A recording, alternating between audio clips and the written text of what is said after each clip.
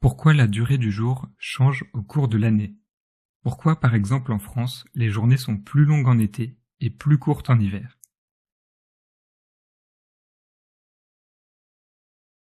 Dans cette maquette, on peut voir la position de la Terre à 4 moments importants au cours d'une année, les 2 solstices et les 2 équinoxes.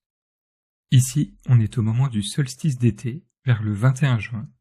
3 mois plus tard, on est à l'équinoxe d'automne, vers le 21 septembre. 3 mois plus tard encore, on arrive au solstice d'hiver, vers le 21 décembre. Et enfin, encore 3 mois plus tard, on se retrouve à l'équinoxe de printemps, vers le 21 mars. Si on affiche ces 4 positions en même temps, on peut voir quelque chose de très important.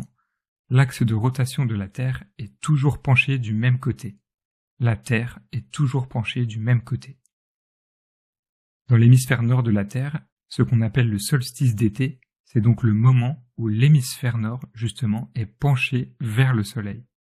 À ce moment-là de l'année, on voit que les villes plutôt au nord de la Terre, comme Paris, passent beaucoup plus de temps du côté jour de la Terre, en jaune, que du côté nuit, en bleu.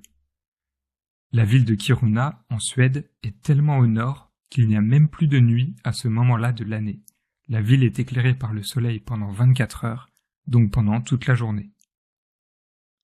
Dans l'hémisphère sud, c'est l'inverse. Les villes comme Ushuaia en Argentine sont beaucoup plus longtemps dans la nuit que dans le jour, et pour la base scientifique Concordia en Antarctique, il n'y a plus de jour. Il y fait nuit pendant 24 heures, donc pendant toute la journée.